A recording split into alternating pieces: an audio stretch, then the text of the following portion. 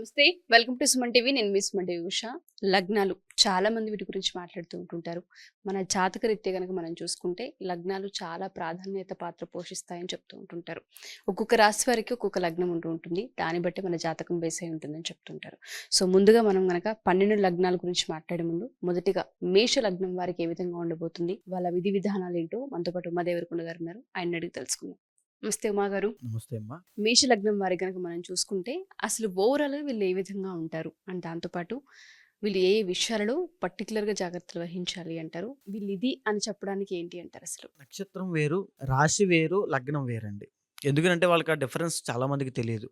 లగ్నానికి, రాశికి ఒకటే అనుకుంటారు. అంటే మేష లగ్నము, వృషభ లగ్నము ఇలా ఉంటాయి. రాశులు కూడా ఇలాగే ఉంటాయి కాబట్టి అది ఇది ఒకటే అనుకుంటారు.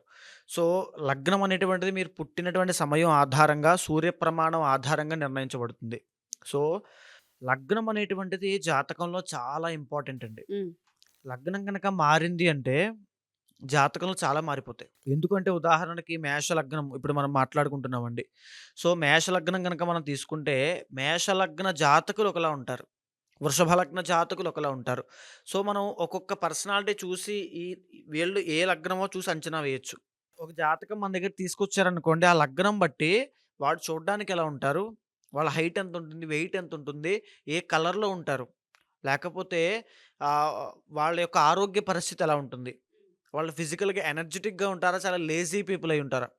ఇవి కూడా చాలా డీటెయిల్డ్‌గా ఒక బ్లూ ప్రింట్ లాగా మనం చెప్పొచ్చు. సో, దట్ ఈస్ లగ్నం అండి. సో, ఇక్కడ మనం ఫస్ట్ ఆఫ్ ఆల్ మేష లగ్నము. సో, మేష లగ్నం గనక మనం తీసుకుంటే మేష లగ్నానికి అధిపతి కుజుడవుతాడు.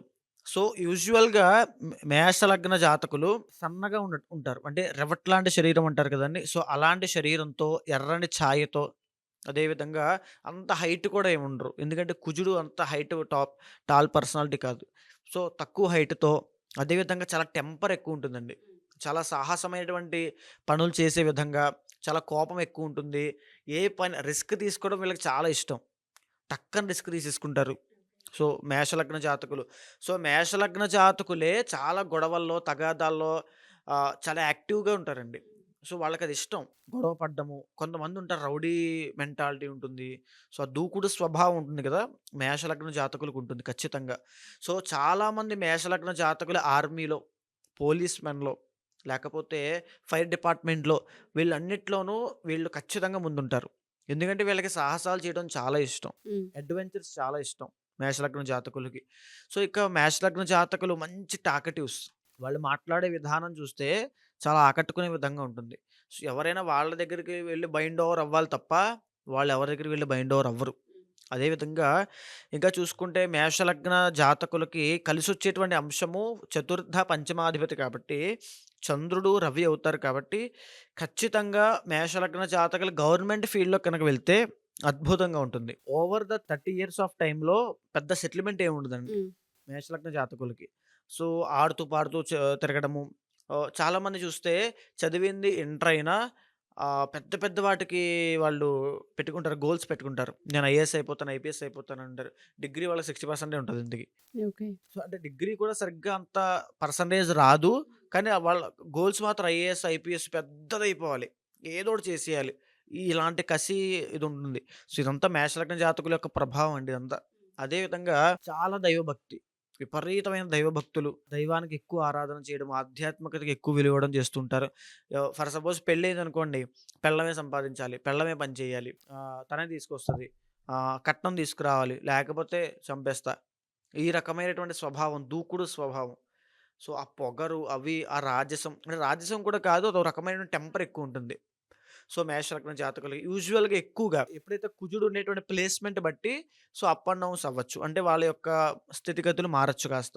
సో, యూజువల్‌గా మేషలగ్న జాతకులు ఇలానే ఉంటారు. అదే విధంగా మీరు చూస్తే దశమ స్థానం శని అవుతుంది కాబట్టి చాలామంది మేషలగ్న జాతకులు సెటిల్ అవ్వడం చాలా కష్టం అండి.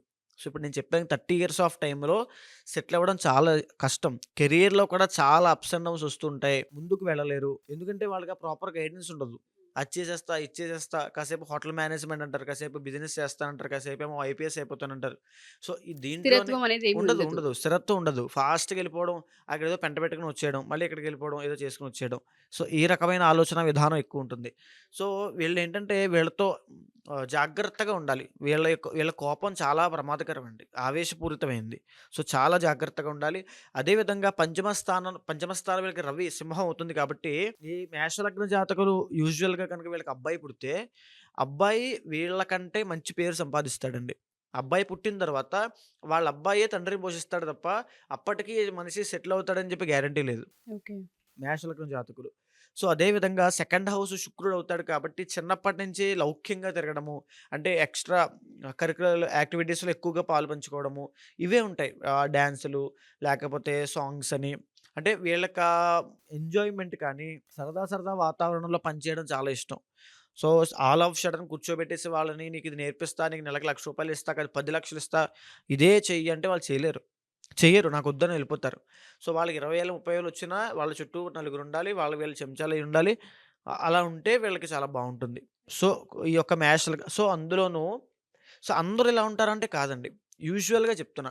సో, ఈ మేష లగ్న జాతకులకి 12థ్ హౌసు మీనం అవుతుంది. 9థ్ హౌస్ కూడా ధనస్సు అవుతుంది. సో, వీళ్ళు కనుక చిన్న వయసు నుంచి మంచి ప్రాపర్ గైడెన్స్‌తో కనుక వెళ్ళగలిగితే ఎక్సలెంట్ ఫ్యూచర్ ఉంటుందండి. ఎందుకంటే డబ్బు విపరీతంగా సంపాదించడం, దాన ధర్మాలు చేసే స్థాయికి వెళ్ళడము, భాగ్యస్థానం రూల్డ్ బై గురుడు కాబట్టి దేవుడికి ఎక్కువగా విలువివ్వడం, తీర్థయాత్రలకి వెళ్ళడము, 10 మందికి సహాయం చేయడము, ఆ గుణము అవన్నీ. అంటే 10 మందికి పెట్టేటువంటి స్థాయికి వెళ్ళిపోతాడు. ఓకే. చిన్నప్పటి నుంచి కనుక ప్రాపర్ గైడెన్స్ ఉంటే. లేదు ఇండిపెండెంట్‌గా వదిలేస్తే మాత్రం ఇప్పుడు నేను చెప్పినటువంటి క్రైటీరియాలోనే ఉంటుంది మేషలగ్న జాతకుల యొక్క ఫలితము. అదే విధంగా మేషలగ్న జాతకులను చూసుకుని అష్టమ స్థానం కుజుడవుతాడు. వాహన ప్రమాదాల విషయంలో కూడా చాలా జాగ్రత్తగా ఉండాలి. వాహనం గనక అంటే ఫర్ సపోజ్ ఈ మేషలగ్న జాతకులు ఏ 30-20 ఏజ్‌లో ఉన్నవాళ్ళు. ఎందుకంటే టీనేజ్. సో, ఈ టీనేజ్‌లో గనక ఉన్నవాళ్ళైతే కనుక బండి వాళ్ళకివ్వద్దు.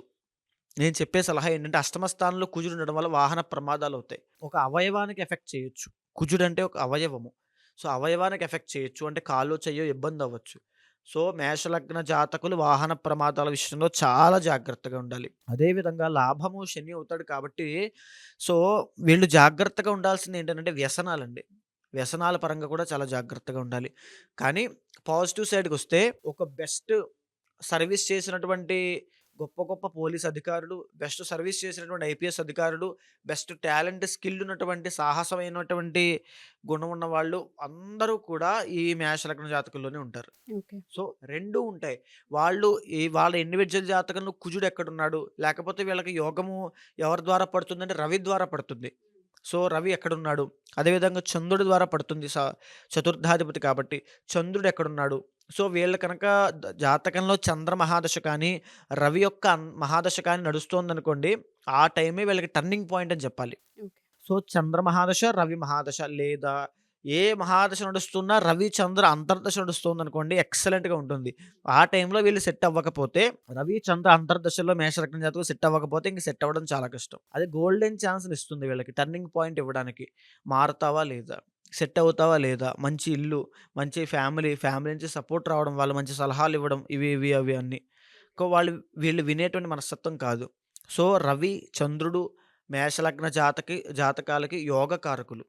రాజయోగ కారకులు. సో, వాళ్ళిద్దరూ వచ్చినప్పుడు జాతకంలో ఒకవేళ ఇండివిడ్యువల్ జాతకంలో రవి కానీ, చంద్రుడు కానీ బాగాలేదనుకోండి, వాళ్ళకి సంబంధించిన కొన్ని శాంతి హోమాలు తప్పకుండా చేయించండి. అది మీ జీవితానికి చాలా పనికొస్తుంది. అది చేయడం వల్ల ఉదాహరణకి రవి కాబట్టి మహాలింగార్చన అవ్వచ్చు, లేకపోతే శివుడికి ఏకార శుద్రాభిషేకం అవ్వచ్చు. చంద్రుడు కాబట్టి సుదర్శన హోమం కానీ, లేకపోతే చంద్రుడికి అధిదేవత, ప్రత్యధిదేవత పూర్వక జప, హోమ, అర్చన, అభిషేక దానాలు గాని చేస్తే విశేషమైన యోగము మేషలగ్న జాతకులకు పడుతుంది. ఇవి మేము కంటిన్యూస్‌గా చూస్తూ ఉన్నాం. ఒకదాని నుంచి ఇంకో దానికి మారుతూ ఉన్నాం. ఒక దగ్గర ఉండలేకపోతున్నాం.